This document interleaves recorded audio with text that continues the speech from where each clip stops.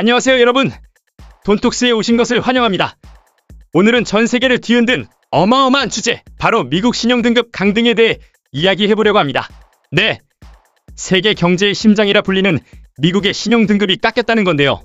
이게 우리 지갑 사정이나 주식 포트폴리오, 나아가 글로벌 경제에 어떤 영향을 미칠까요? 혹시 매일 마시는 커피값에도 변화가 생길까요? 미국 신용등급 강등은 단순히 숫자가 하나 바뀌는 일이 아닙니다. 금융시장의 판도를 완전히 뒤흔들 수 있는 말 그대로 경제의 쓰나미 같은 사건이죠. 이 영상에서는 사건의 시작부터 끝까지 2011년, 2023년, 그리고 2025년의 강등 사태를 차례로 살펴보고 왜 이런 일이 일어났는지, 어떤 파장이 있었는지, 앞으로 여러분은 어떻게 대비해야 하는지까지 꼼꼼히 알아보겠습니다.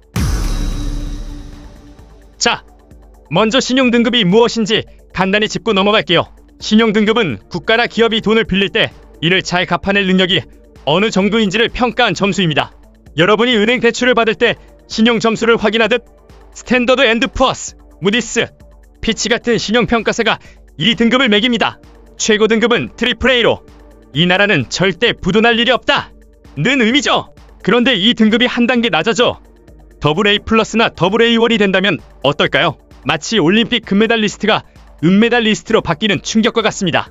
특히 미국의 경우 미국 국채는 세상에서 가장 안전한 자산으로 꼽히며 전 세계 은행과 연기금, 투자자들이 앞다퉈 매입하죠. 이 신뢰도가 흔들리면 금리가 오르고 달러 가치가 요동치며 글로벌 금융시장이 크게 출렁일 수 있습니다. 한국 코스피 지수부터 여러분의 퇴직연금까지 직격탄을 맞을 수 있어요. 여러분은 미국 신용등급 강등이 우리 삶에 어떤 영향을 줄 것 같으신가요? 주식시장은 폭락할까요? 금값은 뛰어오를까요? 아니면 전혀 상관없을까요? 댓글로 여러분의 의견을 남겨주세요. 그럼 이제 2011년으로 시간여행을 떠나볼게요. 미국이 처음 신용등급을 잃은 날은 2011년 8월 5일 S&P가 등급을 AAA에서 AA 플러스로 한 단계 강등한 사건입니다. 신용평가가 시작된 1941년 이래 70년 만에 처음 있는 일이었죠. 당시 미국은 국가부채 한도를 둘러싼 정치 갈등으로 몸살을 앓고 있었습니다. 부채 한도 상향을 위해 의회 승인이 필요했지만 공화당과 민주당이 극한 대치하며 협상이 지연되었고 막판에야 겨우 합의가 이루어졌죠. S&P는 이러한 정치적 불안과 재정 적자를 문제 삼아 이제 AAA 등급을 유지할 수 없다고 선언했습니다. 그 충격은 어마어마했습니다. 2011년 8월 8일 한국 코스피는 3.82% 급락했고 일본 니케이와 유럽 스톡스 지수도 일제히 하락했습니다. 미국 다우존스 지수는 5.55%나 떨어졌죠. 하지만 몇 달 만에 충격은 빠르게 가라앉았는데요. 그 배경에는 미국의 독보적인 경제 위상과 달러 기축통화 지위가 있었습니다. 이 부분은 조금 이따 자세히 설명드릴게요. 다음은 2023년 사례입니다. 2023년 8월 1일 이번에는 피치가 미국 등급을 AAA에서 AA 플러스로 강등했습니다. 12년 만에 두 번째 강등이었죠. 피치가 지적한 이유는 두 가지였습니다. 첫째, 2023년 미국 국가부채는 32조 8천억 달러를 넘어섰고 GDP 대비 부채 비율은 120%를 돌파했습니다. 둘째, 정치적 소용돌이에 반복되는 부채 한도 협상 위기가 거버넌스 부식으로 불릴 만큼 심각했죠. 시장 반응도 있었습니다. 2023년 8월 2일 다우존스 지수는 1.1% 하락했고 S&P 500은 1.4%, 나스닥은 2.2% 떨어졌습니다. 한국 코스피도 1.9% 하락했지만 2011년 같은 대혼란은 아니었어요. 왜 그랬을까요? 시장은 이미 강등 가능성을 어느 정도 예상했고 미국 경제의 기초 체력도 여전히 튼튼했기 때문입니다. 여기서 잠깐! 시장은 어떻게 이 강등을 미리 눈치챘을까요?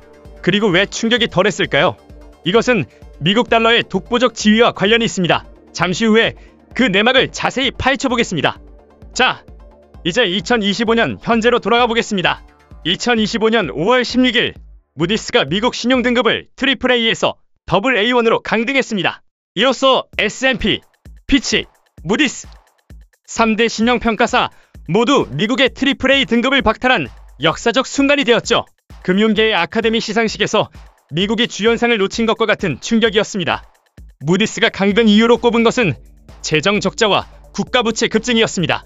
2025년 현재 미국 국가부채는 36조 2200억 달러, 하나로 약 5경 726조 원에 달하며 GDP 대비 부채 비율은 123%로 경제 규모의 1.23배를 넘었습니다.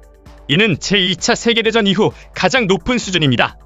이번 강등은 정치적 논쟁으로도 번졌습니다.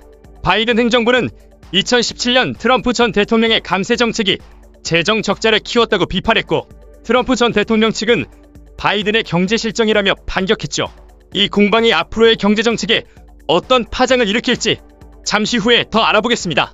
자, 이제 좀 더 깊이 들어가 보겠습니다. 신용등급 강등은 어떻게 결정되는 걸까요? 신용평가사는 단순한 느낌이 아니라 복잡한 모델과 데이터를 바탕으로 평가를 합니다. 예를 들어 무디스는 경제 성장률, 재정수지, 부채 상환 능력, 정치적 안정성 등을 점수화하고, 이 점수가 특정 임계값 아래로 떨어지면 강등을 단행하죠. 흥미로운 점은 평가사마다 기준이 조금씩 다르다는 것입니다. S&P는 정치적 리스크를 더 중시하고, 무디스는 장기 재정 지속 가능성에 초점을 맞추며, 피치는 이 둘을 균형 있게 봅니다. 그래서 2025년 무디스의 강등은 장기적 부채 지속성에 더 큰 무게를 두었다는 특징이 있습니다. 이는 앞으로 미국이 부채를 줄이지 않으면 추가 강등 가능성이 있다는 경고이기도 합니다. 미국 신용 등급 강등은 미국만의 문제가 아닙니다. 전 세계 경제에 연쇄 반응을 일으키죠. 미국은 세계 GDP의 24%를 차지하고, 달러는 글로벌 무역 결제의 88%를 차지하는 기축통화입니다. 따라서 미국 등급이 흔들리면 글로벌 금융시장은 즉각 반응합니다.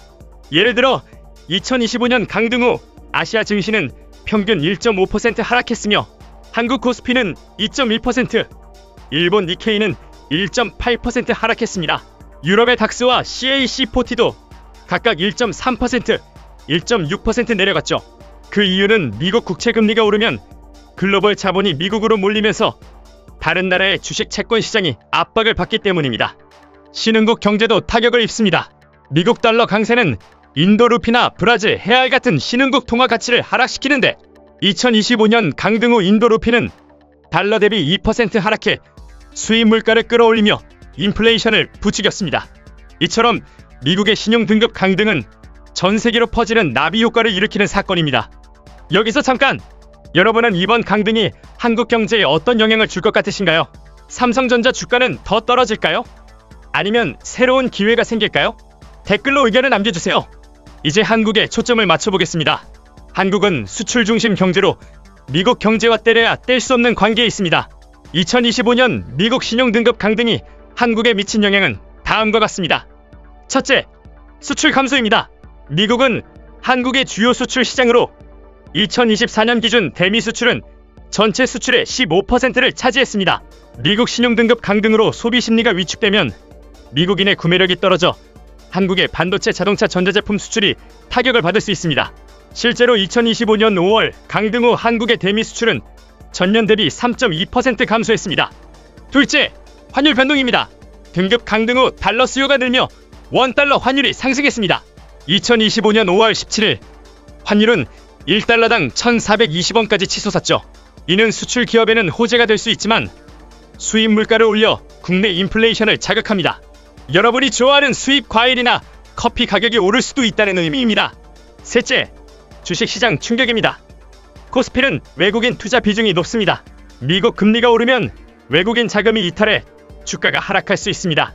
실제로 2025년 강등 후 코스피는 2주간 4.5% 하락했고, 특히 삼성전자와 현대차 같은 대형주가 큰 타격을 받았습니다.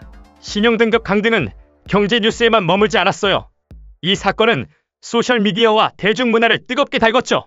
X 플랫폼에선 US 다운그레이드 해시태그가 트렌드 1위에 올랐고 수백만 개의 포스트가 쏟아졌어요.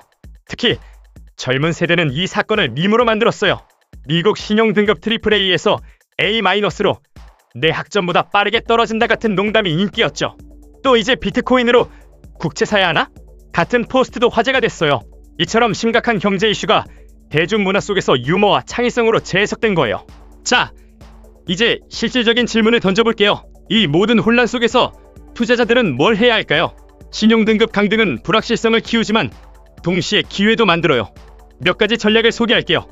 첫째, 안전자산 확대입니다. 강등 후 금값은 치솟았어요. 금, 은, 국채 같은 안전자산은 변동성에 대한 리스크를 감소시켜줍니다. 둘째, 다변화입니다. 미국 주식에만 올인하지 말고 유럽, 아시아 주식이나 ETF를 섞어보세요. 셋째, 성장주 주목입니다. AI, 전기차, 바이오테크 같은 섹터는 장기적으로 성장 가능성이 높아요. 특히 암호화폐 투자자들 주목해야 합니다. 일부 전문가는 미국 신용 등급 하락이 암호화폐의 기회라고 보고 있습니다. 하지만 변동성이 크니 신중해야 해요. 여러분의 투자 전략은 뭔가요? 금을 살까? 주식을 더 담을까? 댓글로 공유해주세요. 이 영상 보고 여러분만의 플랜을 세워보세요. 마지막으로 미래를 내다볼게요. 미국 신용 등급 강등은 앞으로 어떤 변화를 가져올까? 전문가들은 몇 가지 시나리오를 제시해요. 첫째, 강등은 국채 금리를 띄울 수 있어요. 2025년 5월 10년물 국채 금리는 4.2%까지 올랐어요. 금리가 더 오르면 기업 대출 비용이 늘어나고 주식시장은 압박을 받죠. 둘째, 단기적으론 달러가 강세지만 장기적으론 기축통화 지위가 흔들릴 수 있어요.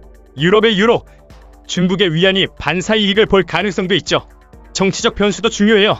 트럼프 행정부의 관세 정책과 감세 확대는 재정 적자를 더 키울 수 있어요. 반면 민주당 측은 재정 건전성 회복을 강조하지만 의회 반대에 부딪힐 가능성이 높죠. 이 정치적 줄다리기는 한국 같은 무역 국가에 큰 영향을 줄 거예요. 오늘 미국 신용등급 강등의 모든 것을 파헤쳐봤어요. 이 사건이 단순한 숫자 변화가 아니라 글로벌 경제, 한국, 그리고 우리 삶을 뒤흔드는 거대한 파장임을 느끼셨길 바랍니다. 여러분의 생각은 어땠나요? 댓글로 공유해주시고 이 영상이 도움이 됐다면 좋아요 버튼 꾹 눌러주세요. 더 많은 경제 인사이트를 원한다면 구독과 알림 설정 잊지 마세요. 다음 영상에서 또 만나요.